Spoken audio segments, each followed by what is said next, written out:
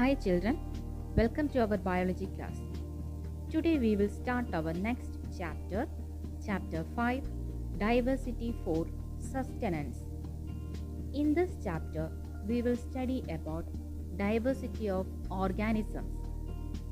Okay children, let's start our class. In 6th standard, you studied about biotic and abiotic factors. Do you remember that? Okay, living things are known as biotic factors and non-living things are known as abiotic factors. Abiotic factors are also essential for the existence of the biotic factors. Look at the illustration. Abiotic factors like sunlight is necessary for photosynthesis. Then air, it is necessary for breathing. The soil, it is necessary for growth of plants. Water, it is necessary for drinking. Children, do you ever heard about biosphere? The part of earth when life exists is called biosphere. It extends to soil, atmosphere and water. Children, you already studied that sun is the primary source of energy in the living world.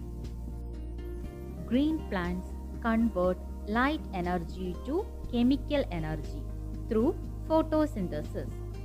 This energy gets transformed to other organisms through food chain.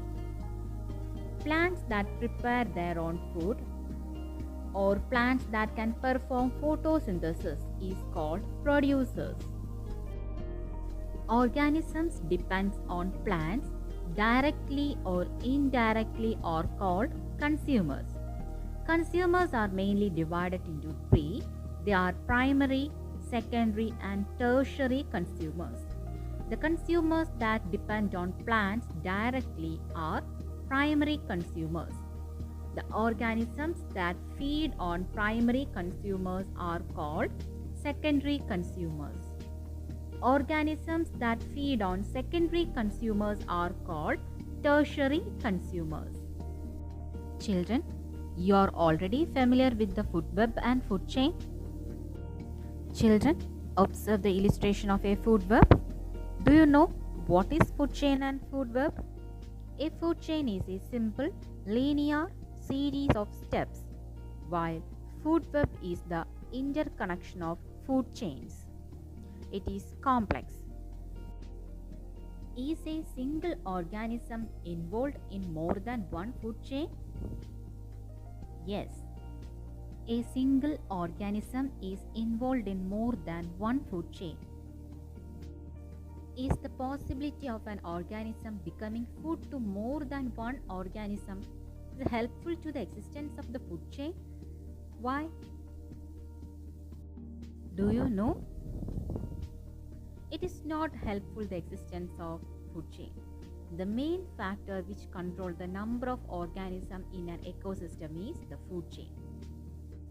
In the food web, one species of organism becomes the food of another species. So the destruction of any one species will adversely affect other species also. Gradually, this will affect the organism and the existence of all the organisms, and it will upset the equilibrium of an ecosystem. The term indicates the position of an organism in the food chain is called trophic level. We know that the food chain starts with plants. They represent the first trophic level. Herbivores that derive food directly from plants are included in the second trophic level. Carnivores that depend on herbivores for food are included in the third trophic level. Predators that prey on carnivores represent the fourth trophic level. As the food web turns increasingly complex, the same organisms may represent different trophic levels. Children, look at this illustration. Does the same organism occupy more than one trophic level? Yes, the same organism will be involved in more than one trophic level. Here the eagle. In first food chain, the eagle occupies the third trophic level. In second food chain, the eagle occupies the fourth trophic level.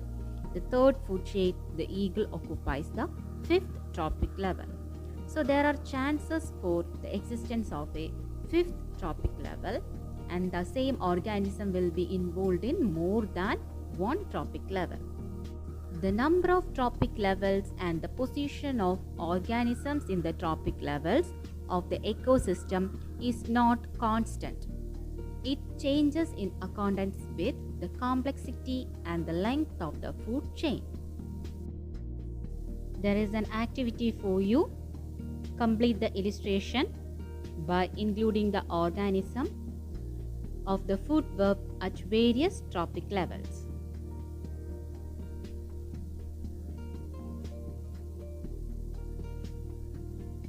Okay children, let's wind up our today's class. Study well. See you in the next class. Thank you.